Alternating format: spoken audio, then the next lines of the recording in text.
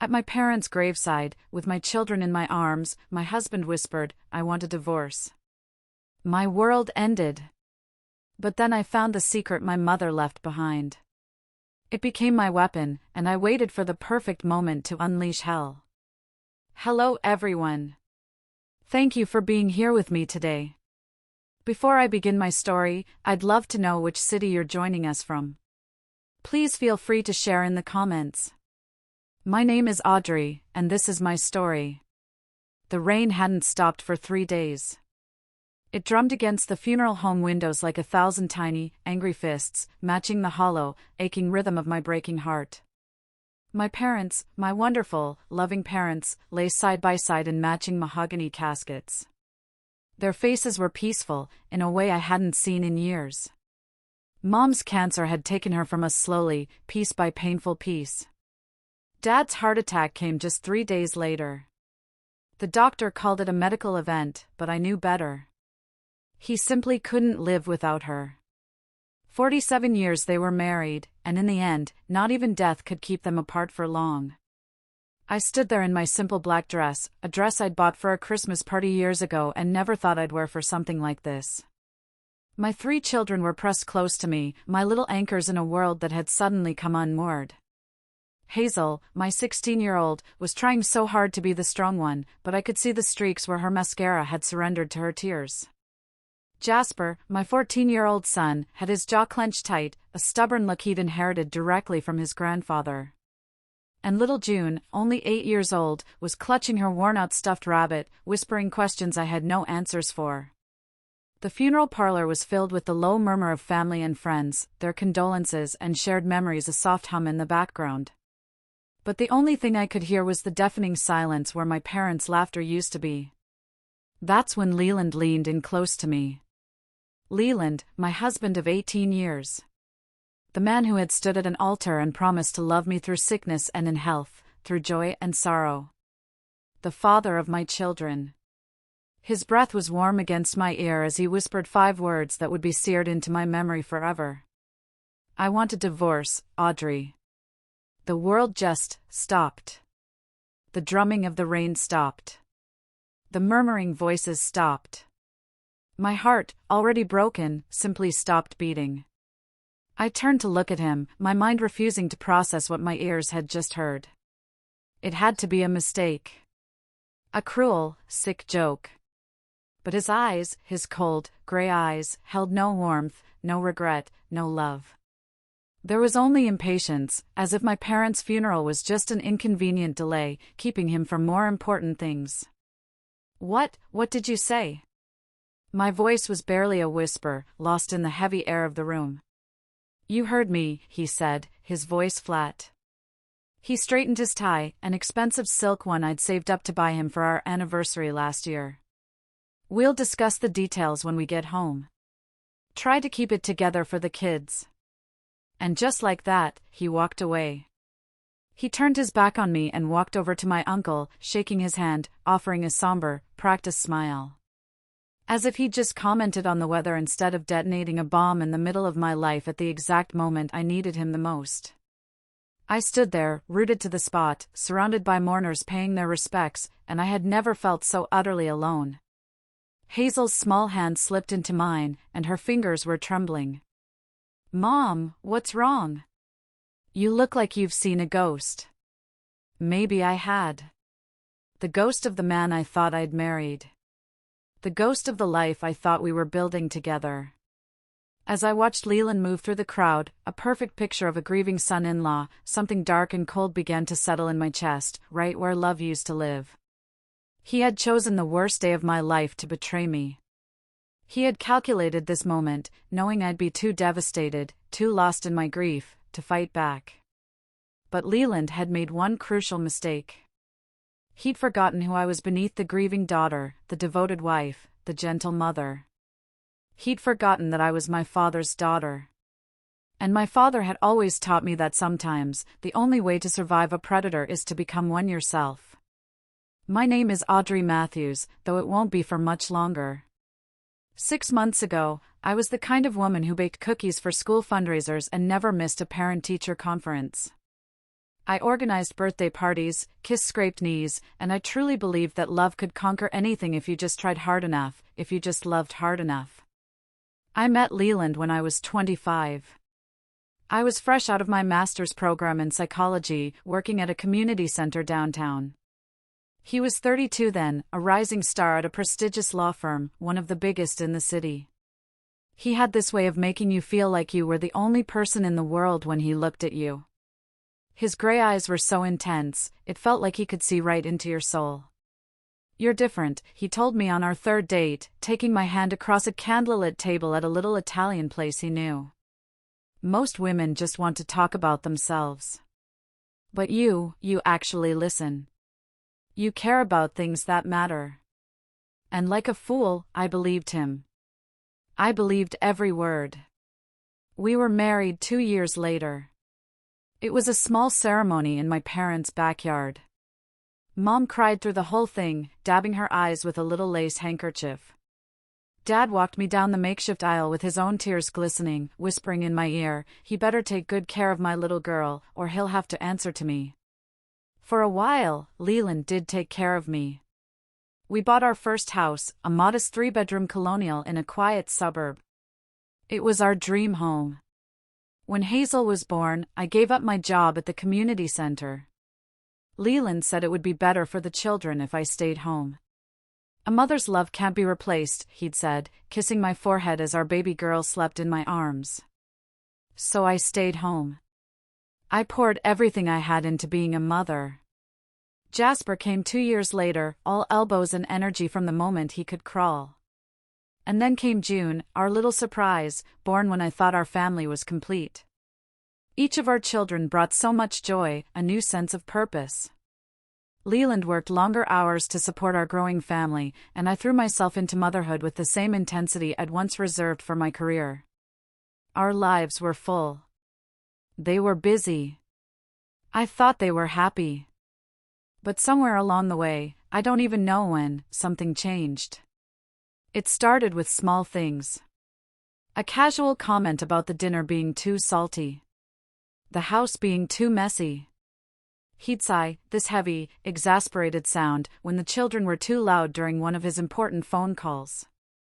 He stopped asking about my day. He stopped noticing when I changed my hair or wore a new dress. His most common phrases to me became, "Audrey, can you keep it down?" or "Audrey, where did you put my," or, most often, just a dismissive, "Not now, Audrey. I'm busy." I became a ghost in my own home. A functional part of the household machinery, but completely invisible. The children felt it too, even if they couldn't put a name to it. Hazel, my sensitive, perceptive oldest, started spending more time with her bedroom door closed. Jasper threw himself into sports, anything to keep him busy and out of the house after school. And little June started having nightmares, crawling into bed with me in the middle of the night, her small voice whispering, "Daddy seems mad all the time." I told myself it was just stress. Leland's job was demanding. He was working toward a big promotion, trying to make partner at the firm. I reasoned that he was making sacrifices for our family's future. The least I could do was be understanding, right? That's what a good wife does. So I made excuses. I made excuses when he missed Hazel's school play for a client dinner. I made excuses when he forgot Jasper's championship game because of a golf meeting. I even tried to make an excuse, a pathetic, desperate one, the night he came home at midnight smelling of a perfume that wasn't mine. Marriage is work, I'd tell myself, echoing the words my own mother used to say when I'd complain about Dad's long hours at the factory. You don't just give up when things get hard. But this wasn't just hard. This was slow motion dying, one tiny act of indifference at a time. The final months before my parents' deaths were the worst. Leland had become a stranger living in our house. A man who ate our food and slept in our bed, but who felt nothing for the people around him. He spoke to me like I was his assistant, giving orders, expecting compliance, showing no warmth or affection. When my mom got sick, when the cancer came back with a vengeance, he barely acknowledged it. When she finally went into hospice, he couldn't be bothered to visit. I'm not good with that stuff, Audrey. You handle it, he'd said, without even looking up from his laptop. So, I handled it. Alone. I held my mother's hand through the chemo treatments that ravaged her body. I slept in uncomfortable hospital chairs until my back ached. I made sure my dad ate when grief made him forget his own needs. And while I was doing all of that, Leland was complaining about the cost of the funeral arrangements I was having to plan.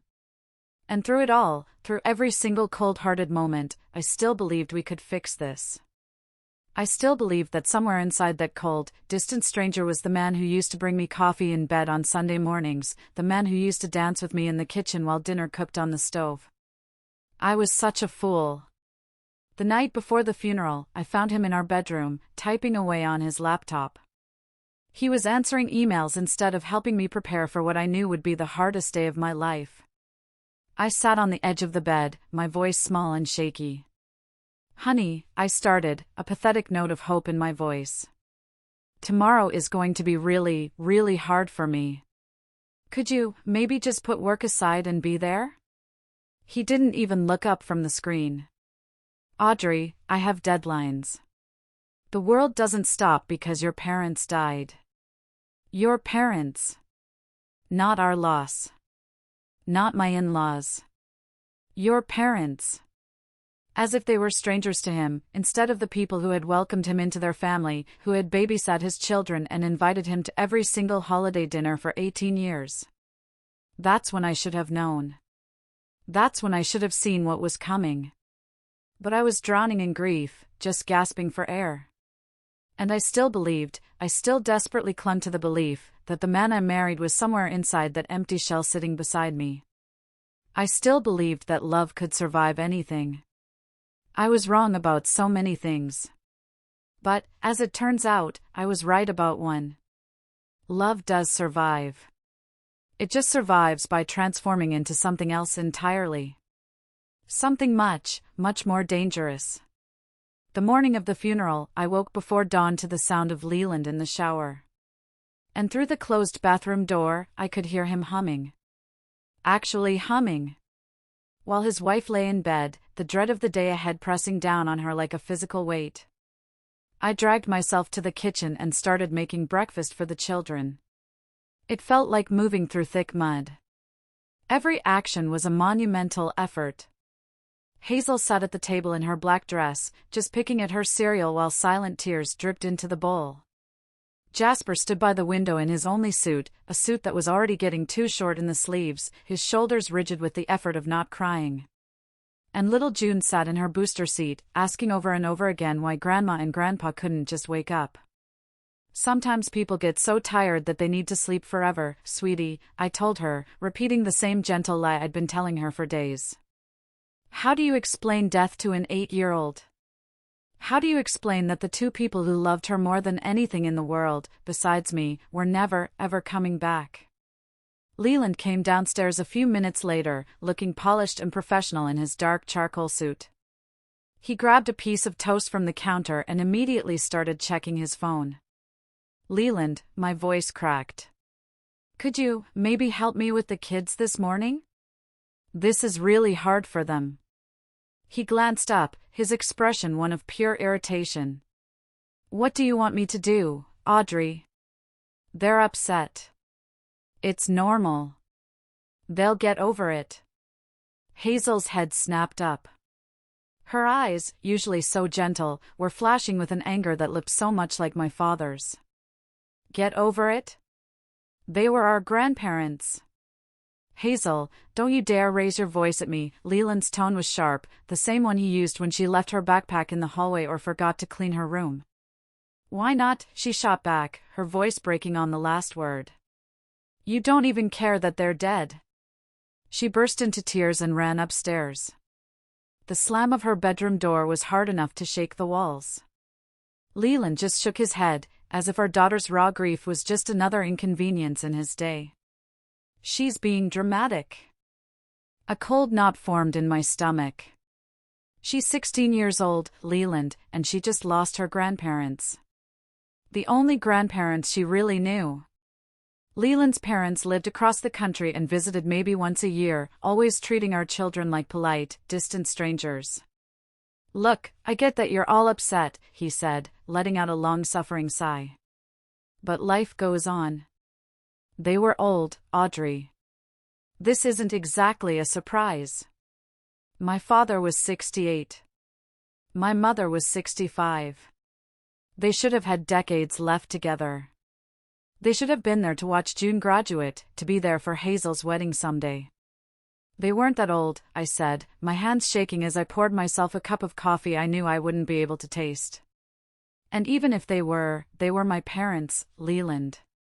They were your children's grandparents. Could you at least pretend to care?" "I do care, Audrey," he said, his voice dripping with condescension. "But falling apart isn't going to bring them back. Someone has to keep it together." That's what he called it. His complete emotional absence, his utter lack of empathy, he called it keeping it together. The funeral service was a blur. It was everything my parents would have hated, too formal, too impersonal, full of people saying empty words about their legacy and peaceful rest. I sat in the front row with my children, Leland beside me in body but miles away in spirit, discreetly checking his phone whenever he thought no one was looking. Pastor Paul talked about my mom's volunteer work and my dad's 40 years at the steel mill. He talked about their love story, high school sweethearts who built a life on kindness and hard work. And listening to those words, I realized how far I had fallen from their example. They had shown me what real love looked like, and I had settled for so much less. When it came time for the burial, the rain had stopped, but the sky was still a heavy, oppressive gray. I stood between Hazel and Jasper, holding June in my arms because she was too scared to let go. My whole family was there. But the one person who should have been my anchor, my support, stood slightly apart from us, checking the time on his expensive watch. The same watch I'd saved for months to buy him for Christmas 3 years ago. As they lowered my parents' caskets into the ground, I felt something inside me finally break. Not just my heart, that had been cracking for months. This was something deeper. The part of me that still believed in forever, that still believed in the promises people make when they love you. The children were crying openly now. I just held them together, my own silent tears streaming down my face, while I fell apart inside. And that's when Leland made his move. He stepped close, so close that anyone watching would have thought he was comforting his grieving wife. His hand rested on my shoulder, a gesture that probably looked like support to everyone else, but his grip was cold, mechanical. He leaned down, his lips nearly touching my ear, and delivered the killing blow. "I want a divorce, Audrey. It's over." The world tilted. The ground beneath my feet felt like it was crumbling away, just like the dirt being shoveled onto my parents' caskets. I turned to stare at him, my mind screaming that I must have misheard. But his expression was calm, calculated. He had planned this. He had waited until I was at my most vulnerable, my most broken. "What?" The word was a choked whisper. "You heard me," he said, his voice flat, emotionless. "We'll discuss the details at home. Try to keep it together for the kids." Then he stepped back, his hand falling away from my shoulder, leaving me cold and shaking and utterly alone. I looked around wildly, but no one had noticed. They were all focused on the burial, on saying their final goodbyes. No one saw that my husband had just destroyed what was left of my world. Hazel's hand found mine again. "Mom, what's wrong? You look like you're going to faint." I forced myself to breathe. In and out. Just like my mom had taught me to do during my childhood panic attacks. In and out. "I'm okay, sweetheart," I lied. Just saying goodbye is hard. But I wasn't just saying goodbye to my parents anymore. I was saying goodbye to the woman I used to be. The woman who believed in love and forgiveness and second chances. That woman died right there, at Greenwood Cemetery, buried alongside my parents in the cold, dark ground. And what rose in her place was something else entirely. The ride home from the cemetery was completely silent, except for June's occasional sniffles from the back seat. She had cried herself to sleep in her car seat, her small hand still clutching the white rose she'd wanted to put on Grandma's casket. Leland drove with his usual calm precision, hands at 10 and 2, eyes fixed on the road.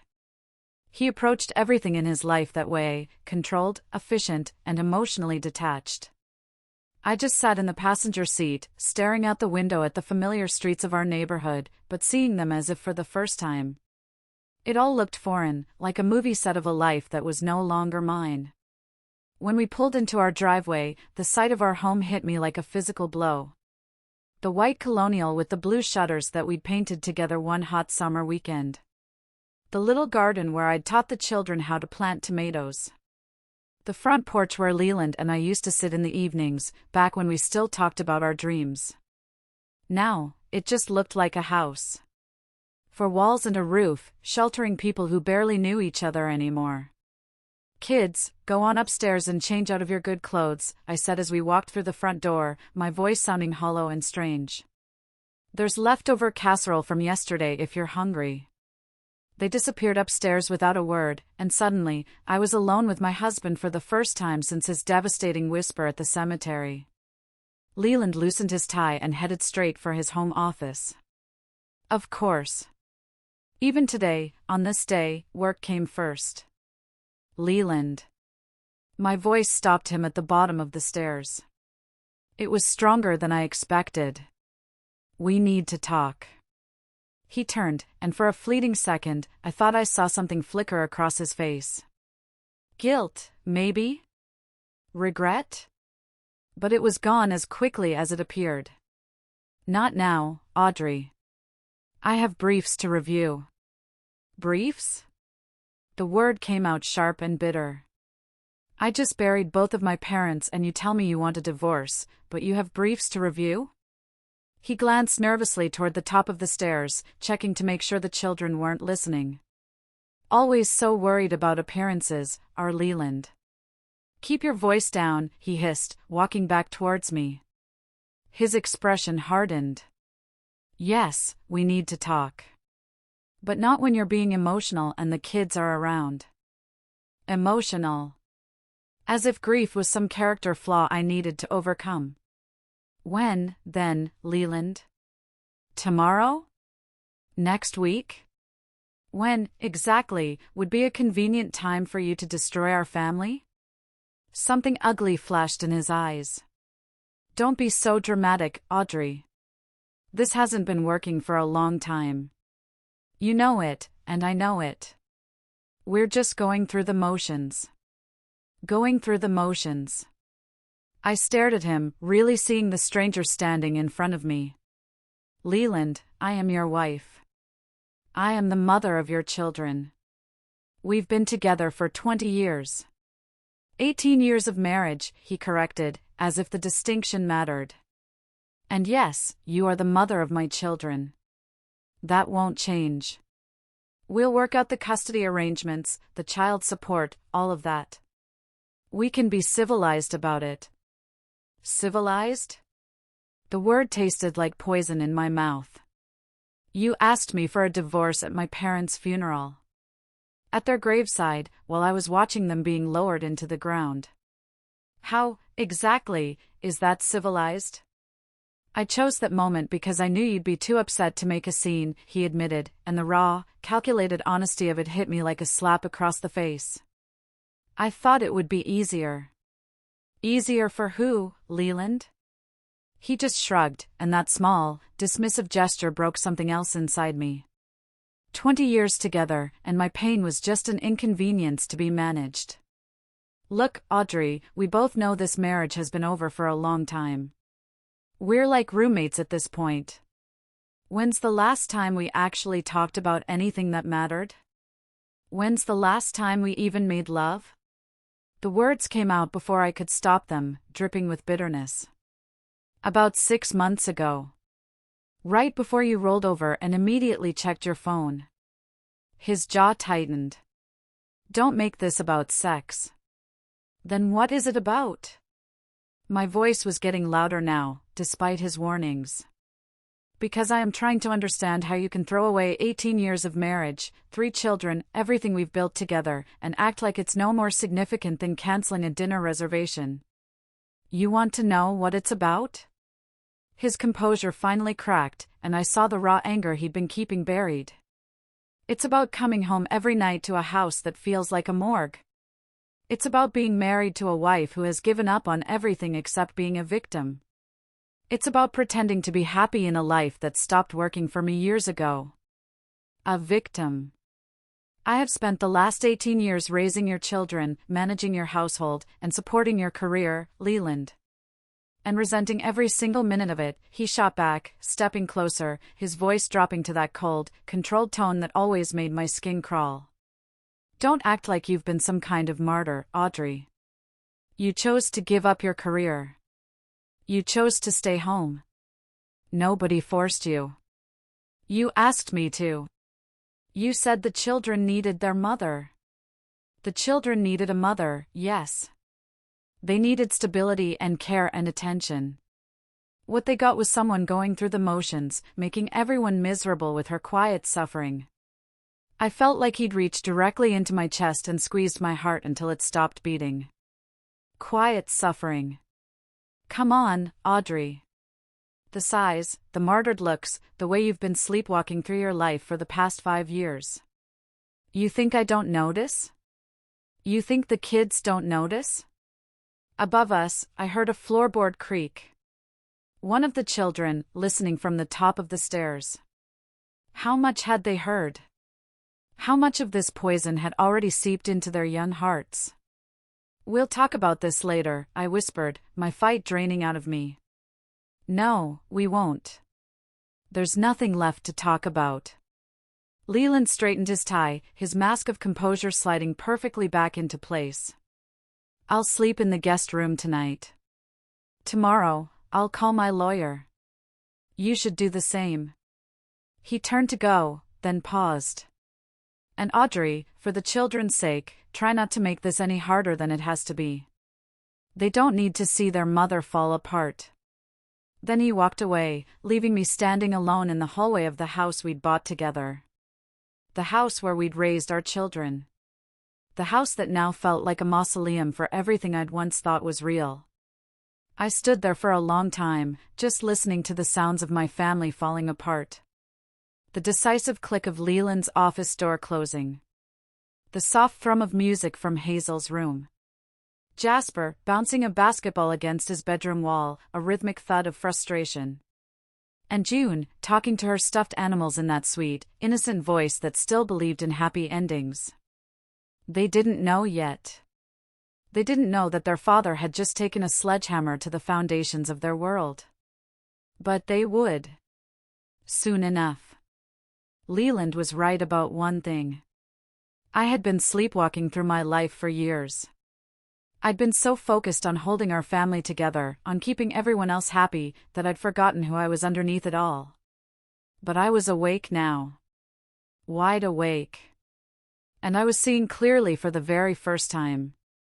That night, I lay alone in our king-sized bed, my bed now, I supposed, staring at the ceiling. The house felt different already, charged with the electric hum of secrets and broken promises. I must have dozed off sometime before dawn, because I woke with a start to the sound of June crying. Mommy! Her voice was thick with tears and terror. Mommy, I had a bad dream. I stumbled out of bed and down the hall to her room, my own heart racing. She was sitting up in her bed, a tiny figure surrounded by her army of stuffed animals, tears streaming down her small face. Oh, sweetheart. I gathered her into my arms, feeling how small and fragile she was.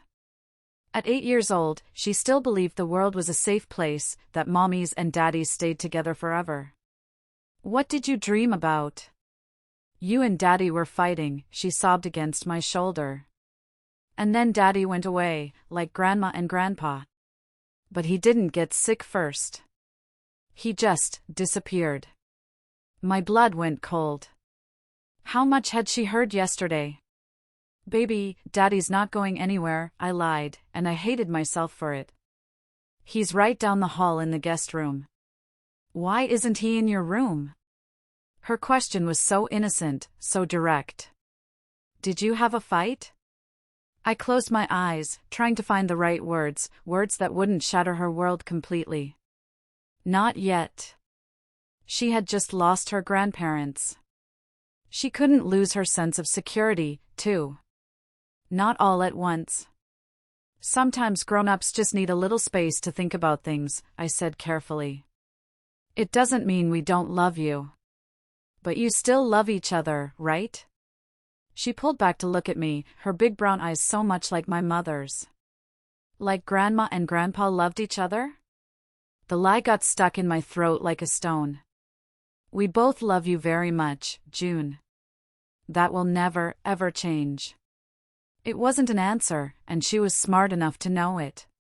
Her lower lip trembled. I want Grandma, she whispered. I know, baby, I whispered back, holding her tight. I want her, too. I stayed with her until she drifted back to sleep, then crept back to my room as the first gray light of dawn was filtering through the window. But before I could close my door, I heard another sound. Hazel, talking quietly on her phone in her room. No, I don't know what's happening, she was saying, her voice strained. But something's really wrong. Dad slept in the guest room, and Mom looks like she's going to be sick every time she looks at him. I paused outside her door, hating myself for eavesdropping, but I had to know. I think they're getting a divorce, Hazel continued, her voice breaking. Oh God, Adriana, what if they get divorced? What's going to happen to us? What's going to happen to June? A sob escaped my lips, and I had to press my hand to my mouth to muffle it. My responsible, sensitive Hazel, already carrying the weight of adult fears on her 16-year-old shoulders. This was the year she was supposed to be thinking about college applications and the junior prom, not worrying about how to protect her little sister from their parents' failures. Downstairs, I found Jasper in the kitchen. He was mechanically eating a bowl of cereal, just staring at the wall. At 14, he was all long arms and legs, caught in that awkward space between being a boy and becoming a man. Morning, honey, I said, trying to keep my voice normal as I started the coffee maker. He just shrugged, not looking at me. Couldn't sleep. He pushed his cereal around the bowl for a moment, then finally looked up at me, his eyes full of a seriousness that didn't belong on a 14-year-old's face. Mom. Are you and Dad okay? The directness of the question hit me like a punch to the gut. Why do you ask, sweetie? Because he slept in the guest room. Because you both look miserable. Because Hazel's been crying all night, and June's having nightmares. His voice was steady, but I could see the fear in his eyes. Are you getting a divorce? The word hung in the air between us like a bomb waiting to go off. I sat down across from him, my hands shaking. Just tell me the truth, Mom. Please, he pleaded. I'm not a little kid. Looking at his face, so much like Leland's but with my father's stubborn honesty, I knew he was right. They had been living in this house, feeling the coldness between their parents, absorbing the tension like poison. They deserved the truth. We're having some problems, I said carefully. Your father and I, we need to figure some things out. Problems like you don't love each other anymore? His bluntness stole my breath. It's complicated, honey. No, it's not, Jasper said, pushing his bowl away and standing up. Either you love each other or you don't. Either you want to stay married or you don't. It's not complicated. It's just hard. Before I could answer, Leland walked into the kitchen, already dressed for work in one of his expensive suits. He looked polished and perfect, as if he hadn't just dropped a nuclear bomb on his family less than 24 hours ago. Morning, he said curtly, pouring himself a cup of coffee and checking his phone. Jasper stared at his father, his expression a mixture of disgust and disbelief. Really, Dad? You're just going to go to work like everything's normal? Everything is normal, Leland said, his tone cold. I have meetings. Mom just buried her parents yesterday, and you told her you want a divorce at the funeral, Jasper's voice rose. Nothing about this is normal. My heart stopped. He'd heard. Somehow, he had heard those whispered words at the cemetery. Leland's jaw tightened. That is between your mother and me. No, it's not. Jasper stood up straighter, and in that moment, I saw a flash of the strong, principled man he would one day become. It's about all of us. We're your family, too, remember? Don't you take that tone with me. What tone should I take, Dad? Jasper's voice cracked with emotion. Should I be grateful that you waited until Grandma and Grandpa were in the ground before you decided to destroy our family? Jasper, that's enough, I said, but even as the words left my mouth, a fierce pride swelled in my chest. He had the courage to stand up to his father in a way I hadn't for years. Leland set down his coffee cup with controlled force. Your mother and I will discuss this situation with you children when the time is appropriate. Until then, this conversation is over. When will that be? Jasper pressed. After you've already moved out? After you've divided up our stuff like we're some kind of business deal? The kitchen fell silent except for the ticking of the clock on the wall.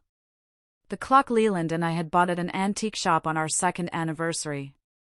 Everything in this house held a memory. Leland straightened his tie, his mask firmly back in place.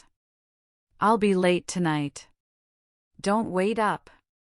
Then he walked out, leaving his son standing there with tears of rage and disappointment streaming down his face. I went to Jasper and pulled him into my arms. He was so tall now, so solid. When had my little boy grown up? I hate him, Jasper whispered against my shoulder. I hate him for doing this to you. For doing this to us. Don't say that, honey. He's still your father. No, he pulled back, his eyes blazing. A father protects his family. A father doesn't abandon them when things get hard. From upstairs, I heard June's voice calling for me. Soon, they would all be down here, looking to me for answers I didn't have, for reassurance I couldn't give. But as I looked at Jasper's face, hurt and angry and determined, I realized something. My children weren't just victims in this. They were witnesses. They had seen their father's cruelty, his cold calculation, his complete disregard for their pain. And they would remember. For the next few days, I existed in a fog of grief and shock. The house felt like a museum of a life that was over. Every object held a memory, every room echoed with ghosts of laughter that would never sound again. I went through the motions, making meals the kids wouldn't eat, doing laundry that felt pointless, trying to answer the endless, sympathetic phone calls from friends and family. It was exhausting. Part of me just wanted to curl up in bed and never get up again. But then I would look at Hazel's worried face, or hear Jasper's angry silence, or feel June's small hand slip into mine, and I knew I couldn't. I couldn't fall apart. Not for them. My sister, Adriana, came over every day. She'd just sit with me at the kitchen table, making sure I ate something, talking about anything and everything except the one thing that was screaming in my mind. One afternoon, she insisted we go over to our parents' house to start the difficult process of sorting through their things. It'll be too hard to do alone, Audrey, she said gently. Let's just start with one room. So we did. We started in my mother's little sewing room, a space that smelled of cedar and old fabric. It was filled with half-finished projects, boxes of buttons, and stacks of old patterns. And in her recipe box, tucked between a card for apple pie and one for pot roast, I found it. A plain manila envelope, addressed to me in my mother's careful, familiar handwriting. For Audrey, when you need to remember who you are. My hands trembled as I opened it. Inside was a letter, dated just 2 weeks before she died, and a small, unfamiliar key. My dearest daughter, the letter began. If you're reading this, it means I'm gone, and I am praying that I was wrong about what I suspected. But knowing your stubborn, loving heart, you're probably still making excuses for him. Still believing that love can fix what was never really whole in the first place. Audrey, there are things you need to know. Things I should have told you years ago, but I kept hoping I was mistaken, for your sake. The key opens a safety deposit box at First National Bank. Box 847. Leland doesn't know about it. I opened it in my name only, using money your father and I had been saving for your children's college funds. I'll make sure you get it back. Inside, you'll find evidence of things that will hurt you terribly. But I hope they will also free you, and allow you to see clearly. Your husband is not the man you think he is. He never was. You are stronger than you know, my darling girl. You are your father's daughter, and you are mine. Don't let him convince you that you're nothing without him. You were everything before you met him, and you'll be everything long after he's just a bad memory. I love you. Fight for yourself. Fight for your children. But most of all, fight because you deserve so much better than the scraps he's been throwing you. All my love. Mom. I read the letter a second time, then a third, the words blurring through my tears. What evidence?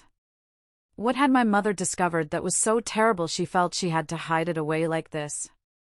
I looked around the empty, silent house where I'd grown up, where my parents had loved each other for 47 years, and the silence felt heavy with secrets I was about to uncover. The drive to the bank was a blur. I sat in the parking lot for 10 minutes, the small key burning a hole in my palm. A part of me, the part that was terrified of more pain, wanted to throw the key away, to just go home and pretend I'd never found the letter. But I could hear my mother's voice in my head, from one of our last real conversations, before the morphine had stolen her clarity. Audrey, honey, you're worth more than settling for someone who doesn't see your value. I'd thought she was just giving me general life advice. I had no idea she was talking about my marriage. Inside the bank, a clerk led me to a small, private room.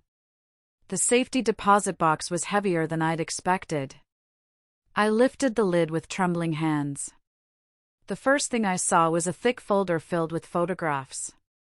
My stomach lurched as I pulled them out. It was Leland. Leland and a woman I didn't recognize, a blonde, probably in her 30s, beautiful in a sharp, professional way.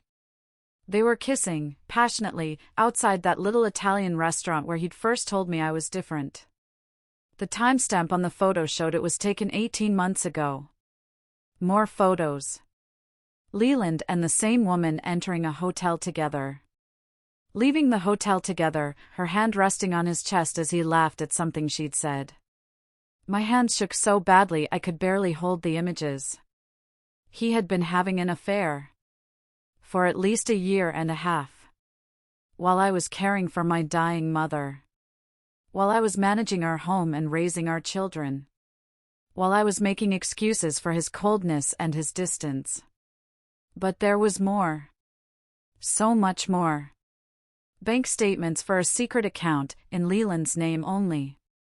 There were regular deposits that didn't match his salary. And there were withdrawals, huge sums of money being moved from our joint savings account, the money that was supposed to be for the children's college funds, into this private account. Then there were the credit card statements, for cards I'd never even seen before. Charges at expensive restaurants, jewelry stores, weekend trips to places we'd never been together. The jewelry store receipts were itemized. A diamond tennis bracelet, $3,200. Pearl earrings, $850. A gold necklace with a sapphire pendant, $1,875. He'd never given me jewelry like that, not even for our anniversary. They were for her. All of it. There were hotel receipts, too. Romantic weekend getaways to a ski resort in Aspen, a week-long vacation in Napa Valley. All with her. All while he was telling me we couldn't afford a family vacation that year. At the very bottom of the box was a business card. Pierce Sterling, private investigator. A note was paperclipped to it in my mother's handwriting. Hired him 8 months ago. He is discreet and thorough. He has more if you need it. I sat there in that small, sterile room, surrounded by the wreckage of my life, and I felt something inside me shift. It felt like a piece of ice forming in my heart. The woman who had made excuses for 18 years, the woman who had blamed herself for her marriage's failure, the woman who had accepted crumbs of affection and called it love, that woman was gone. In her place was someone colder, someone harder. Someone who had just discovered that her entire adult life had been built on a foundation of lies. I pulled out my phone and dialed the number on the card. A man's voice, calm and professional, answered on the second ring. Pierce Sterling. Mr. Sterling, I said, my voice surprisingly steady. My name is Audrey Matthews. My mother was Virginia Gable. I believe she hired you. There was a brief pause on the other end. Mrs. Matthews. Yes. I'm very sorry for your loss. Your mother was a remarkable woman. She hired you to investigate my husband, Leland Matthews. Yes, she did. She was concerned about some irregularities she had noticed. I have additional documentation, if you'd like to meet. A question burned in my throat, and I had to ask it. How long has he been cheating? Another pause, this one longer. The current affair has been ongoing for approximately 2 years. But, Mrs. Matthews, there were others before this one. The words hit me with the force of a physical blow. Others. Your husband has been unfaithful for most of your marriage. Most of our marriage. Not just recently. Not just since things had gotten bad between us. From the beginning, or close to it. While I was pregnant with Jasper, he was cheating. While I was up all night with a sick baby June, he was cheating. While I was planning birthday parties and school plays and family Christmas mornings, he was living an entirely secret life. How many others? I choked out. At least 4 that I could document with certainty. Possibly more. I closed my eyes, trying to process it. My whole marriage, my whole life, was a lie. The woman in the photos, I said, my voice hollow. Who is she? Her name is Corinne Vance. She's an associate at a competing law firm. They met at a legal conference 2 years ago. Corinne Vance. Even her name sounded sleek and successful. Everything I wasn't anymore. Mr. Sterling, I said, and my voice was different now. The tremor was gone, replaced by something cold and hard. I need to know everything. Every detail. Every receipt. Every lie. Can you help me with that? Of course, he said. But Mrs. Matthews, I have to ask. What are you planning to do with this information? I looked down at the photos scattered across the small table. Leland's face, animated and happy in a way I hadn't seen in years. He looked like a man in love. Just not with his wife. I'm planning to stop being a victim, I said quietly. I'm planning to fight back. After I hung up with Pierce, I just sat there for a long time, alone with the evidence of my destroyed marriage. Each photo, each receipt, each bank statement was another knife twisting in my heart. But they were also something else. They were ammunition. For 18 years, I had played by Leland's rules. I'd been the dutiful wife, the perfect mother, the woman who never made waves. I'd absorbed his coldness, his criticism, his indifference, and I'd convinced myself that it was normal, that it was somehow my fault. But this wasn't normal. This was a systematic, long-term deception.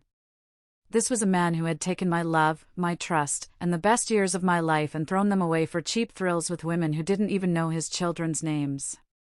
I carefully packed everything back into the safety deposit box, except for one photograph. The one of Leland and Corinne laughing outside that restaurant, the one where he looked happier than I had ever seen him look with me. I slipped that single photo into my purse. Not as a reminder of his betrayal, but as a reminder of who he really was beneath the mask of the respectable family man. That evening, after the children were in bed, I sat at the kitchen table with the complete file Pierce Sterling had couriered over. It was like a roadmap to hell. The depth of Leland's deception was staggering. Credit cards I'd never known about. Business trips that weren't business trips at all. Weekend conferences that never actually happened. For years, he had been living a double life so elaborate it must have taken all his energy to maintain the web of lies. But it was the financial information that truly took my breath away. Leland had been systematically draining our joint accounts for years. The college funds we had been so carefully building for the children, gone. Transferred, bit by bit, into his private accounts. The emergency fund my father had insisted we maintain, completely emptied. Even the inheritance money from my parents' life insurance policies, which had been deposited just days ago, he'd already moved half of it. He had been planning this divorce for a very long time. Positioning himself financially while keeping me completely in the dark. All those times he'd told me we couldn't afford a family vacation, or that Hazel's summer art camp was too expensive, he'd been spending twice that amount on weekend getaways with his mistresses. The phone rang, startling me. Leland's name appeared on the screen. "Hi," I answered, my voice carefully neutral. "Audrey," he said. "I'm going to be very late tonight. The Russell case is heating up, and we need to prepare for depositions tomorrow." Another lie, delivered with such practiced ease. According to Pierce's surveillance notes, the Russell case had been settled 3 weeks ago. Tonight, Leland was having dinner with Corinne Vance at an expensive steakhouse downtown. "Of course," I said. "Will you be home at all?" "Probably not until after midnight." "Don't wait up." "I won't." After he hung up, I stared at the phone. How many times had he called with similar excuses over the years? How many times had I blindly accepted his lies, even when my gut told me something was wrong? I had been the perfect Mark. Trusting, loyal, and too focused on keeping the peace to ask the hard questions. Well, I was done being the perfect Mark. I was done being convenient. I picked up my phone again and called Pierce Sterling. "I need you to follow them tonight," I said without preamble. "Leland and Corinne Vance. I want photos, receipts, everything. Mrs. Matthews, you already have more than enough evidence of the affair for the divorce proceedings." "This isn't just about the divorce anymore," I said, looking down at the bank statements showing how he'd stolen from our children's futures. "I want him to pay for what he's done. Not just to me, but to Hazel, and Jasper, and June. I want him to face real consequences for every lie, every betrayal, every dollar he stole from his own children." "What exactly are you thinking?" Pierce asked. An idea, cold and clear, was beginning to form in my mind. "I'm thinking that a man who's been living a double life for this long must have made some mistakes. Left some trails. Made some enemies." I paused. "Pierce, in all your investigating, did you find anything else? Anything beyond the affairs and the financial deception?" There was a long silence on the other end of the line. "There may be some irregularities in how he's been handling client accounts at his firm," he finally said. "Nothing I could prove definitively, but..." "But what?" "But your husband has been taking credit for work done by junior associates. Billing clients for hours he didn't actually work, hours he was spending with his mistresses. There are also some highly questionable expense reports.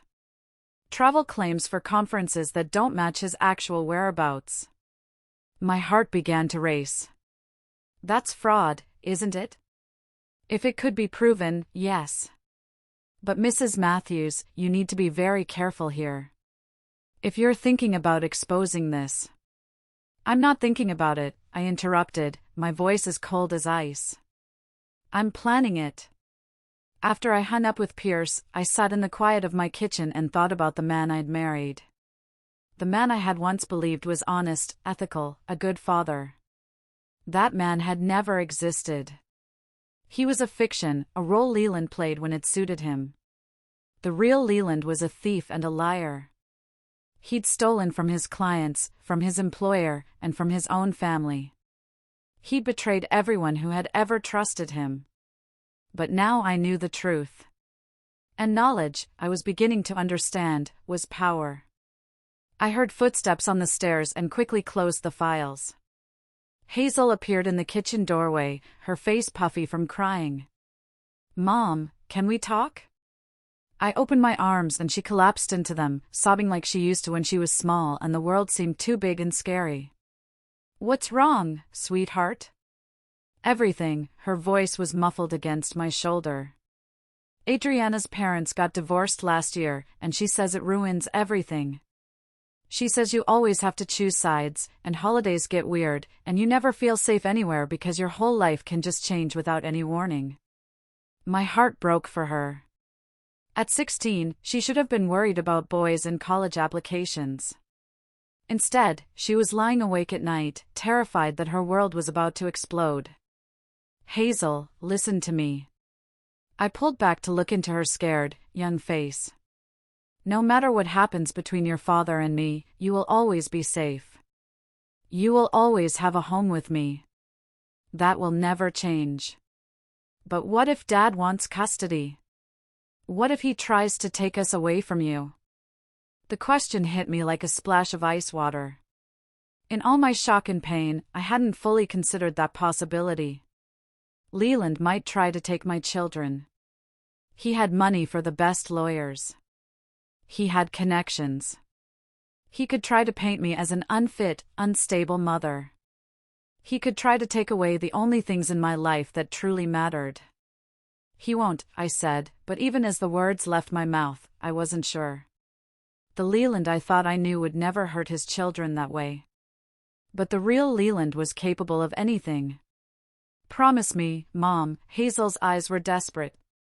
"Promise me we'll stay together, no matter what." I held her face in my hands. "I promise you that I will fight for you with every single thing I have. I promise that I will never stop being your mother, no matter what your father does or says." It wasn't the absolute guarantee she wanted, but it was the truth. She nodded and hugged me tight one more time. After she went back upstairs, I returned to the files spread across the kitchen table. But now, I wasn't just looking at evidence of Leland's betrayal. I was looking at a battle plan. The next morning, Leland left for work with his usual crisp efficiency, briefcase in hand, acting for all the world like a devoted family man heading off to provide for his wife and children. "I should be home by 7, he said, straightening his tie in the hall mirror. "We can talk then. About our situation." Our situation. As if 18 years of marriage and 3 children could be reduced to a situation to be managed. "Of course," I replied, my voice carefully neutral. "The children and I will be here." After his car pulled out of the driveway, I waited exactly 15 minutes, just long enough for him to be well and truly gone. Then I called my part-time job at the library and told them I was sick. I had more important work to do today. My first stop was Leland's home office. For years, this room had been his sanctuary, a place that was off-limits to me and the children. I'd always respected that boundary, quietly closing the door when the kids got too loud, bringing him coffee when he worked late. Now I realized it wasn't respect. It was trained obedience. Another way he had controlled me. I sat down at his huge mahogany desk, the one he'd insisted on buying when he made junior partner 8 years ago. "For appearances, Audrey," he'd said. "Clients need to see success." The computer was password protected, but I knew Leland. He was methodical, not creative. The password would be something simple, something he'd never forget. I tried Hazel's birthday. Nothing. Jasper's birthday, June's birthday, our anniversary. Nothing, nothing, nothing. Then a thought, cold and sickening, slid into my mind. I typed in Corinne 2022. The screen unlocked. His email was a treasure trove of evidence. There were deleted messages from Corinne that he'd thought were gone forever, discussing their weekend plans while I was sitting at my mother's bedside. There were business emails that confirmed the questionable billing practices Pierce had mentioned. And then I found it, a chain of communication with his lawyer. Not about our divorce, but about a client complaint that had been filed against him 6 months ago. A client who had discovered Leland had been billing them for work his junior associate had actually done. A client who was threatening to report him to the State Bar Association. He hadn't just been stealing from us. He'd been stealing from his clients, taking credit for other people's work. And he'd been clever about it, spreading the fraudulent charges across multiple accounts so the pattern wouldn't be immediately obvious. But patterns can always be found, if you know where to look. I spent the next hour downloading everything, printing out the most damning emails, organizing it all into folders. The skills I'd learned in my business administration classes 20 years ago, before I became just someone's wife and someone's mother, came flooding back.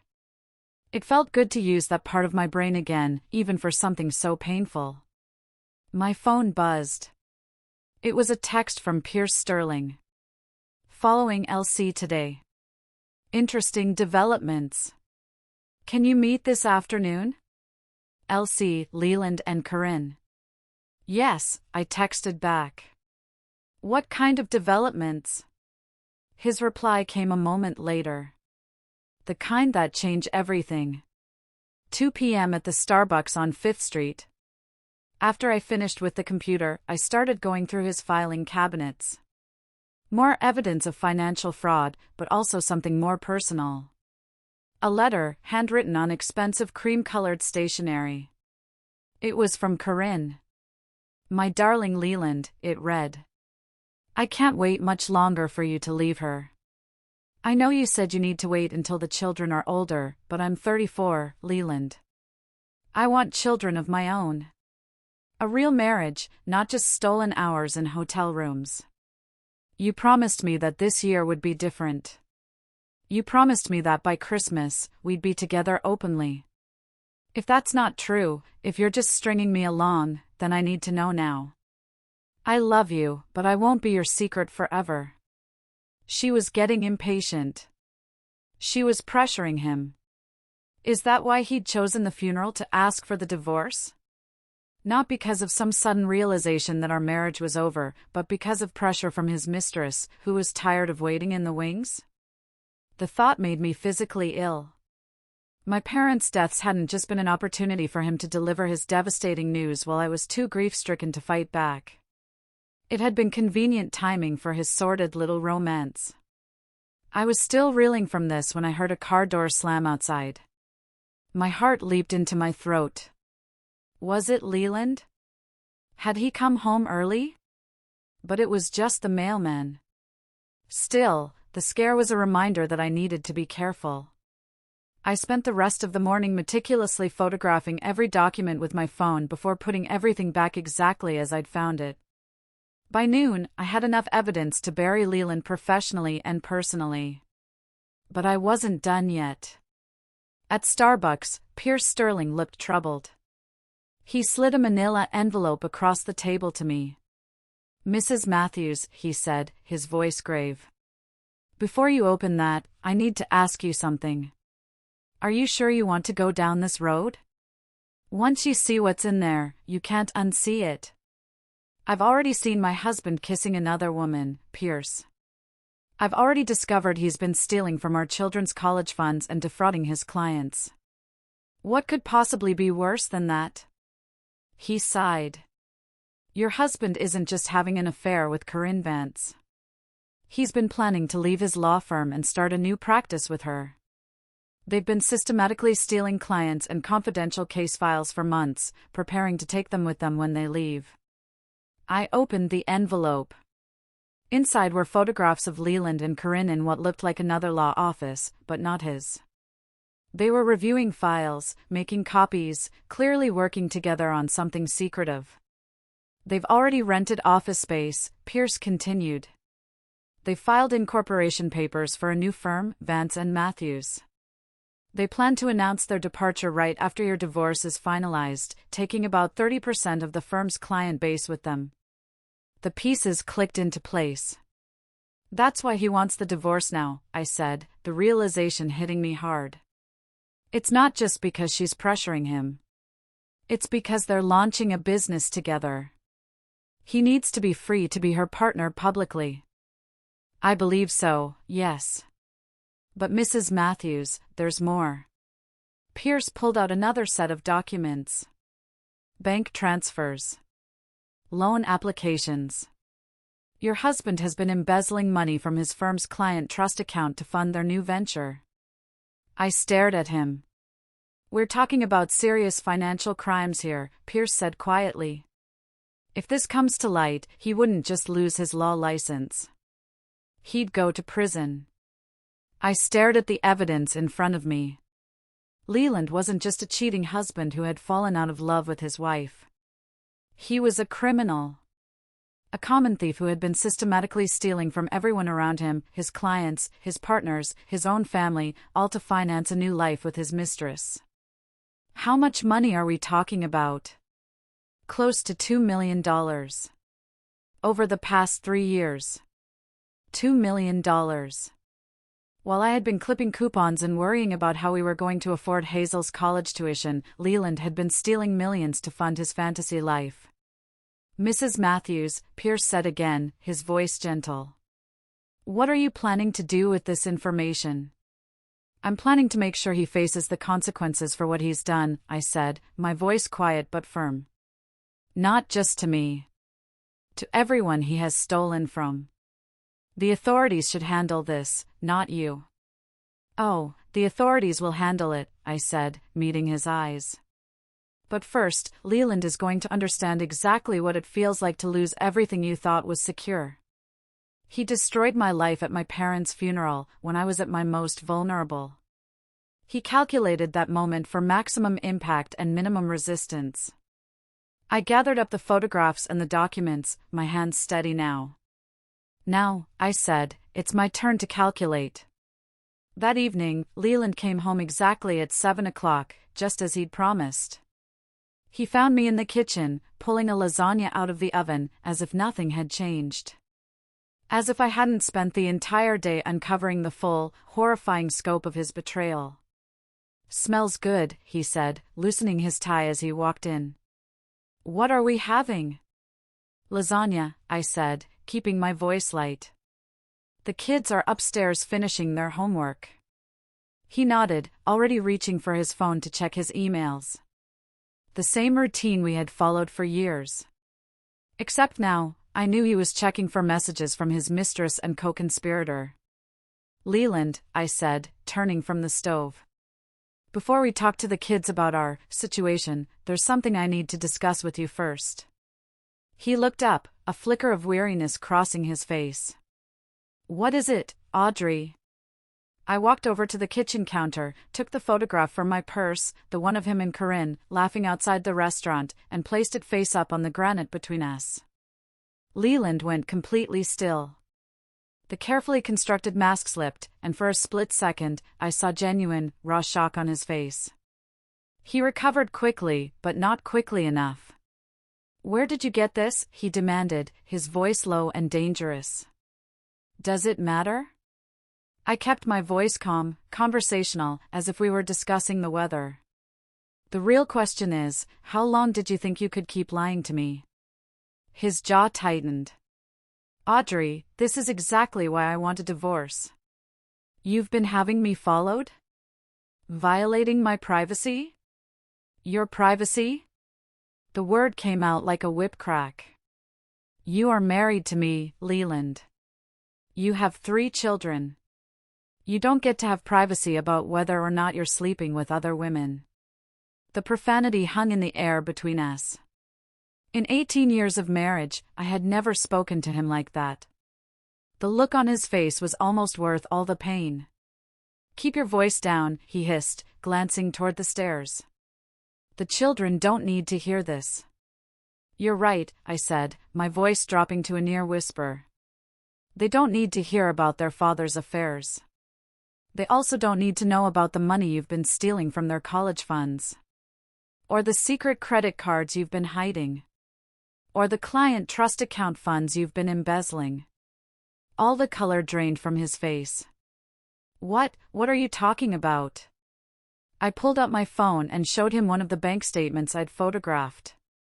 I'm talking about the $2 million you've stolen over the past 3 years to fund your new law firm with your mistress. His hand shot out to grab my phone, but I pulled it back. I'm talking about the fact that you've been systematically defrauding your clients and your own law firm. I'm talking about the fact that my husband isn't just a cheating piece of garbage. He's a criminal. Audrey, you don't understand the complexities of law firm finances. Don't. I held up a hand, and he actually stopped talking. Don't you dare try to gaslight me about this. I may have been naive about your affairs, Leland, but I am not stupid. Embezzlement is embezzlement. Theft is theft. He stared at me, his face cycling through a series of emotions: shock, fear, and then calculation. I could almost see his lawyer's brain spinning, looking for an angle, a way to minimize the damage. What do you want, Audrey? He finally asked. What did I want? Revenge? Justice? My old life back? I want you to understand that you made a mistake, I said quietly. You thought you could destroy my life without any consequences. You thought I would just crumble when you asked for the divorce. That I'd be too devastated and too dependent to fight back. I stepped closer to him, and for the first time in years, Leland actually looked uncertain. But you forgot something important. You forgot that I'm not just the woman you've been taking for granted for the last decade. I'm a mother who would do anything to protect her children.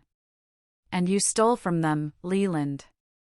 You took the money that was supposed to secure their futures and you used it to build a new life without them. I would never hurt the children. You already have. My voice broke slightly, but I pushed through it. You've been so focused on your affair and your criminal enterprise that you've barely been a father to them at all. Just then, his phone buzzed with a text message. Without thinking, he glanced at it, and I saw Corinne's name flash on the screen. Is she wondering why you're late for your dinner date? I asked sweetly. His face went ashen. How could you possibly? I know everything, Leland. Every hotel. Every restaurant. Every lie you've told for the past 2 years. I know about Jennifer, the woman before Corinne. I know about the weekend trips to Napa that you paid for with stolen money while telling me we couldn't afford a family vacation. I moved closer, right into his personal space, until I could see the fear in his eyes. I know that you're planning to marry her. I know about the new law firm, about the clients you're planning to steal, about every single crime you've committed to finance your fantasy future. What are you going to do? His voice was barely a whisper now. I smiled, and something in that smile must have chilled him to the bone, because he actually took a step backward. I'm going to give you exactly what you gave me at my parents' funeral, I said softly. I'm going to wait for the perfect moment, when you are at your most vulnerable, and then I am going to destroy everything you think is secure. Before he could respond, we heard soft footsteps on the stairs. Little June appeared in the kitchen doorway, rubbing her eyes. Mommy? Why are you and Daddy talking so loud? Instantly, I transformed. The anger, the coldness, it all vanished, pushed down deep where she couldn't see it. I became the gentle, loving mother she knew. Oh, sweetie, we were just discussing some grown-up things. Are you hungry? Dinner's almost ready. Leland just watched me, his face a mask of disbelief. Maybe he'd forgotten that I was capable of controlling my emotions, of being strategic instead of just reactive. He was about to be reminded of a lot of things he had forgotten about me. Over dinner, we played the part of the perfect family, one last time. It was the most surreal meal of my life. But underneath the surface, a war had begun. And Leland was about to learn that some battles are won not with loud explosions, but with quiet, patient, devastating precision. 2 weeks later, Leland moved out. He did it on a Thursday morning, while the children were at school, with the same cold efficiency he applied to everything else in his life. He packed his expensive clothes, his important papers, the high-tech electronics he'd bought with stolen money. I watched from the kitchen window as he supervised the movers, directing them with the calm authority he'd once used to plan our family vacations. This move, however, was built on lies and theft. The night before, we had finally told the children. June had cried herself to sleep. Hazel had locked herself in her room, refusing to speak to either of us. Jasper had just nodded grimly, as if he'd been expecting this moment for months. "Where is Daddy going to live?" June had asked, her voice small and confused. "He's renting an apartment closer to his work," I'd answered, which was technically true. The luxury downtown loft he'd leased was indeed closer to his office. It was also just 3 blocks from Curran's apartment, but I didn't mention that part. After the truck was loaded, Leland came inside one last time. "The divorce papers will be filed next week," he said, his tone all business. "I've spoken with Tom Ryland about representing me. You should get your own lawyer." Tom Ryland. One of the most aggressive, ruthless divorce attorneys in the city. Of course that's who he would choose. "I've already retained counsel," I lied smoothly, having prepped for this moment. "Ms. Albright." Leland's eyebrows shot up. Ms. Albright was Tom Ryland's main rival, equally ruthless, but with a reputation for protecting women in high-stakes divorces. She was also notoriously expensive. "Ms. Albright?" "Audrey, her retainer alone is." "Don't worry about the money, Leland," I said, enjoying the flicker of confusion on his face. "I have it covered." Let him wonder. "Fine," he said finally. "Just remember, I want this to be civilized. For the children's sake." Civilized. His favorite word. The one he used to cloak his cruelty in a shroud of reasonableness. Of course, I agreed. Everything will be very civilized.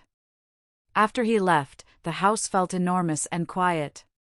For the first time in years, I could breathe freely in my own home. But I wasn't celebrating. I was planning. That afternoon, I met with the real Ms. Albright. I'd actually retained her the week before.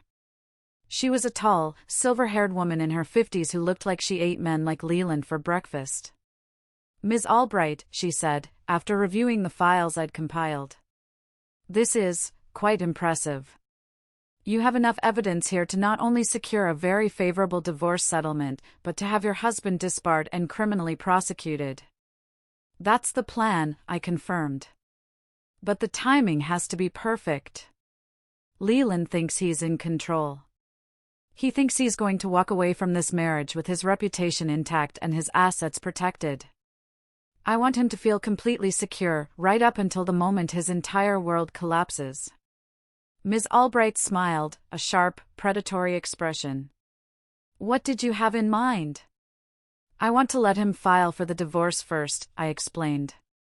"Let him think he's getting ahead of any problems. Let him believe I'm just the devastated, clueless wife who's going to quietly accept whatever settlement he offers." "That's risky," she warned. "Once proceedings begin, assets can be frozen, hidden, moved offshore." "He's already moved most of our liquid assets," I interrupted, pulling out the bank statements Pierce had helped me trace. "But he's been sloppy about it. Overconfident. He's left a trail a mile wide for your forensic accountants to follow." She reviewed the financial documents, her expression growing more impressed by the minute. "How did you obtain all of this?" "I've been busy," I said simply. "The point is, Leland has handed us everything we need to destroy him. He just doesn't know it yet." "So, what's your timeline?" "I want to wait until he's fully committed to his new venture with Corinne Vance. Let them announce their new law firm. Let them officially take the clients they've stolen from his old firm. Let Leland feel like he has successfully transitioned to his new life, with his new woman and his new business." "And then?" "And then," I said, a cold calm settling over me, "we drop every single bomb at once. The affair, the embezzlement, the client theft, everything. I want his professional reputation destroyed at the exact same moment his personal life implodes."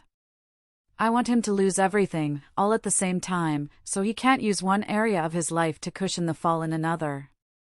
Ms. Albright leaned back in her chair, studying me with a new level of interest. "Mrs. Matthews, I have to ask. Are you sure you want to go this route? What you're describing isn't just divorce litigation. It's total war." "Leland fired the first shot when he asked me for a divorce at my parents' funeral," I said quietly. "He has been stealing from his own children's futures to finance his affair. He is planning to abandon them for a new life with his mistress." I met her eyes, letting her see the steel that had been forged in the fire of his betrayal. "So yes, Ms. Albright. I want total war. Because that's what he declared on me and my children the moment he decided we were disposable." The next 3 months were a masterclass in deception. I played my part to perfection. I showed up at school events looking harried and overwhelmed. I let my lawn get a little overgrown. I made small talk with other parents about how hard it was to be a single mother, how I was struggling to figure out the finances. I let Leland's friends see me looking lost in the grocery store, struggling to get the lawnmower started. Everyone who knew us began to believe the narrative Leland wanted them to believe: successful lawyer, forced to leave his mentally fragile, dependent wife, now doing his best to maintain a relationship with his children despite her instability. He would take the kids on awkward weekend visits to his sleek downtown loft, and send child support payments that were deliberately, insultingly lower than what he could actually afford, just to reinforce the idea that I was struggling without him. Meanwhile, I was quietly building my army. Pierce Sterling and his team continued their surveillance, documenting every secret meeting between Leland and Corinne, every client they poached, every dollar they spent setting up their new business. Ms. Albright had assembled a team of the best forensic accountants in the city, and they were meticulously tracing every penny Leland had stolen over the past 3 years. And I waited. I was patient. I watched him build his new life on a foundation of lies and theft, and I waited for the perfect moment to pull the rug out from under him. That moment arrived on a bright Monday morning in August. I was sitting at my kitchen table, sipping my coffee, when I saw it in the business section of the newspaper. A full-page announcement for the grand opening of Vance & Matthews Law, a boutique firm specializing in corporate litigation, with prestigious offices in the new glass tower downtown. There was a photo of Leland and Corinne, cutting a ceremonial ribbon. They were both radiant, beaming with success and what they thought was love, surrounded by the very clients they had stolen from Leland's old firm. He looked happier in that photo than I had seen him in a decade. He looked like a man who had successfully reinvented himself, who had shed the burdens of his old life for something bright and new and full of endless possibility. He looked like a man who thought he had won. I smiled as I folded the newspaper. The children had already left for school. The house was quiet. It was time. My first call was to Ms. Albright. "It's time," I said. "Everything's ready," she confirmed. The criminal referrals, the Bar Association complaints, the civil suits. All prepared and ready to be filed. Good. I want everything filed simultaneously. Leland should be served with papers for the criminal charges, the ethics investigation, and our divorce countersuit all on the same day. Preferably at his new office. My second call was to Pierce Sterling. "I need you to deliver copies of the complete surveillance file to 3 people today," I said, reading from the list I had prepared months ago. First, to Robert Mitchell, the senior partner at Leland's old firm. Second, to the CEO of Hartwell Industries, their biggest new client. And third, to the editor of the Legal Journal. My third call was to Hazel's school guidance counselor. "This is Audrey Matthews," I said. "I just wanted to give you a heads up that there may be some media attention surrounding our family in the next few days. If any reporters contact the school, please don't provide any information about my children. Is everything all right, Mrs. Matthews?" "Everything's going to be fine," I said. And for the first time in months, I actually believed it. By noon, the trap was sprung. At 12 p.m., a process server walked into the gleaming new offices of Vance and Matthews, right in the middle of a meeting with two potential clients, and served Leland with a stack of documents thick enough to be a phone book. Criminal charges for embezzlement, fraud, and theft. Notice of an ethics investigation that would result in disbarment proceedings. And my divorce countersuit, asking for full custody of the children and claiming spousal support based on his proven pattern of financial deception and adultery. The expression on his face, according to Pierce, who was positioned across the street with a telephoto lens, was exactly what I had hoped for: complete, slack-jawed shock, followed by dawning, abject horror. At 12:30 p.m., Robert Mitchell, Leland's old boss, received the full surveillance file. By 1 p.m., security guards from his old firm were at the offices of Vance and Matthews, accompanied by sheriff's deputies, confiscating computers and files as part of an emergency injunction to recover stolen client information. At 1:15 p.m., the CEO of Hartwell Industries, their prized new client, received his copy. By 2 p.m., they had terminated their multi-million-dollar contract and issued a public statement distancing themselves from any association with the firm. At 2:30 p.m., the editor of the legal journal received his package. By 4 p.m., he had called 3 other attorneys to verify the documentation and was preparing an emergency online edition exposing the entire scandal.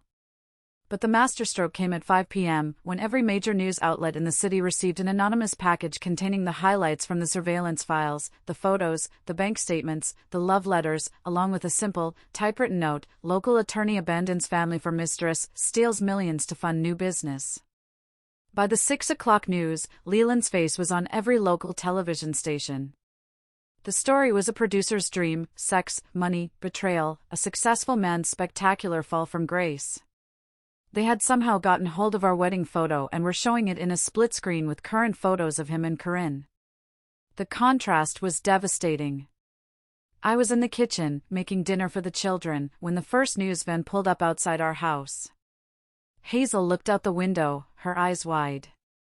"Mom, why are there reporters in our driveway?" I turned off the stove and gathered my 3 children around the kitchen table. It was time for them to hear the truth. Not all of it, but enough. If you are still listening to my story, please help me by liking this video and commenting with the number 1 down below.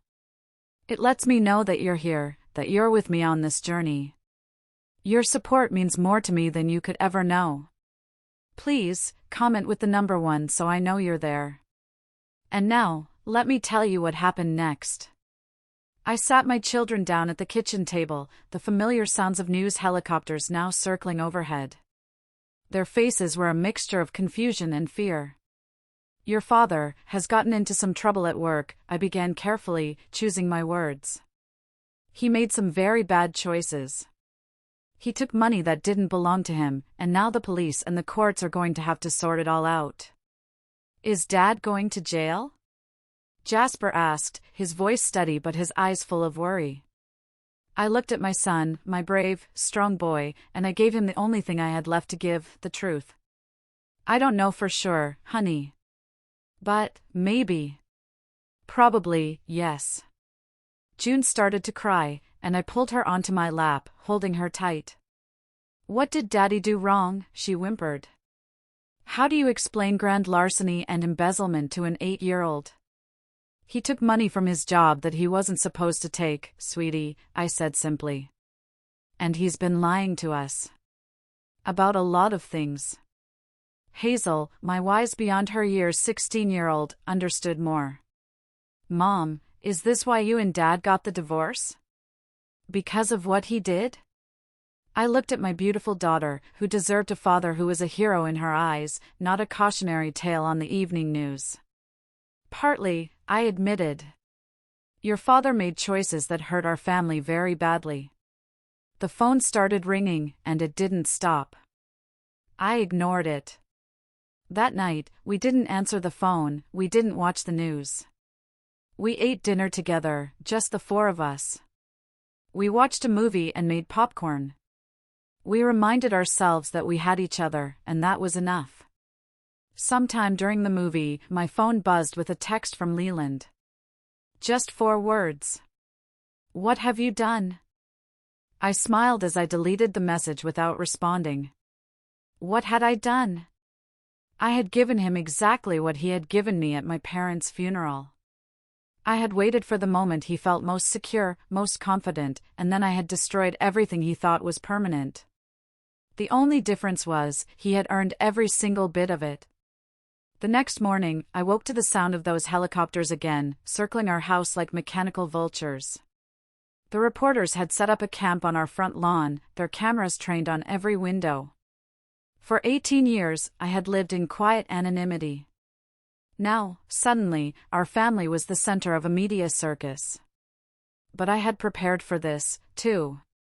Ms. Albright arrived at 8 a.m., slipping in through the back door. She spread the morning's newspapers across my kitchen table. The headlines were devastating. Respected attorney steals millions for mistress. Family man's double life exposed. They had quotes from clients Leland had defrauded, from junior associates whose work he'd stolen credit for. They had financial records showing how much he'd taken from our children's college funds. They had the whole, sordid story. Public opinion is going to be entirely on your side, Ms. Albright said with grim satisfaction. I feel like justice, I said quietly. He thought he could control the narrative.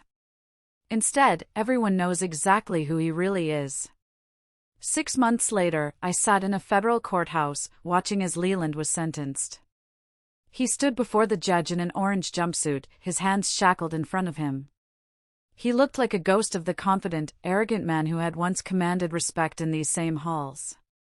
Prison had not been kind to him. Corinne had already been sentenced.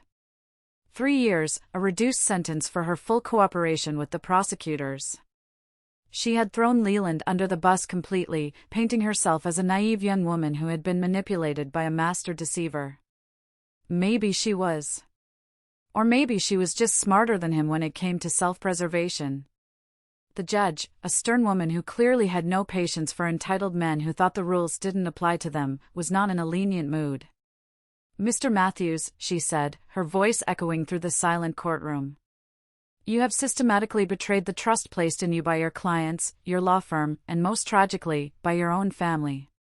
You stole money that was meant to secure your children's futures. What makes your crimes particularly egregious is the calculated nature of your deception.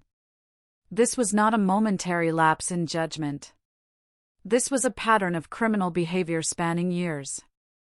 I sat in the gallery with my children. They had insisted on being here. We need to see it end, Mom, Hazel had said. We need to see that there are consequences. So here they were, watching the man who was supposed to protect them being held accountable for his crimes. The judge delivered the sentence. 8 years in a federal penitentiary. After the sentencing, we walked out of the courthouse together, into the bright spring sunshine. The media circus was long gone, having moved on to the next scandal. We were just a family again, scarred, but healing. Broken, but not defeated. Mom, Jasper said as we reached the car. Do you think he's sorry? I looked back at the cold stone of the courthouse, thinking about the man I had once loved. I think he's sorry he has to face the consequences, I said honestly. Whether he's sorry for what he did, I don't know, honey. And it doesn't really matter anymore. 2 years after Leland's sentencing, I stood in the kitchen of our house, truly our house now, since the divorce settlement had awarded it to me, along with most of the assets the forensic accountants had managed to recover. The morning light streamed through the windows, and the house no longer felt heavy with secrets and lies. It felt like home. Hazel was home from her first year at Northwestern, studying psychology, with plans to become a counselor for children of divorce. Jasper, now a senior in high school, was a star basketball player being recruited by several top colleges. And June, a resilient, bright 10-year-old, was chattering about her art class while she set the table for breakfast. We had survived. More than that, we had thrived. The inheritance from my parents, the money Leland had tried to steal, had allowed me to go back to school and finish my master's degree in counseling. I was now working part-time at the same community center where I had met him 20 years ago, helping women escape abusive and manipulative relationships. My phone buzzed with a text from Ms. Albright. Leland's parole hearing denied. He'll serve the full sentence. I showed the message to Hazel. She read it without emotion, then handed the phone back to me. Good, she said simply. He needs to finish paying for what he did. That afternoon, I sat in my home office, Leland's old sanctuary, now my study, and opened a journal I'd started right after the divorce. On the first page, in the shaky handwriting of a woman barely holding herself together, were the words, "Leland asked for a divorce at my parents' funeral. I don't know how to survive this." I turned to the most recent page, and in a steady, confident script, I had written, "Today, Hazel told me she's proud of me for fighting back. I think Mom and Dad would be proud, too." I looked around the room, at Hazel's college acceptance letters on the bulletin board, at Jasper's basketball trophies on the bookshelf, at June's colorful artwork covering one entire wall. This was the evidence of the life we had built from the wreckage of Leland's betrayal. Evidence that sometimes, when someone tries to destroy you, the best revenge is simply refusing to stay destroyed. Leland was in prison, stripped of his reputation, his money, and his freedom. He had lost everything. The woman he had betrayed his family for had testified against him to save herself. He had gotten exactly what he had given me. The only difference was, he had earned every bit of his suffering. I closed the journal. He had thought he was discarding his old life for something better. Instead, he had freed us to become something better without him. In the end, his greatest crime wasn't the money he stole or the trust he betrayed. It was underestimating the strength of the woman he had chosen to destroy. Thank you all so much for listening to my story. It means the world to me to be able to share it with you. If you've been through something similar, or if this story resonated with you in any way, please feel free to share your thoughts in the comments below. And if you could, please like this video and subscribe to the channel. It really does help. Remember, you are stronger than you know. I'll see you in the next video.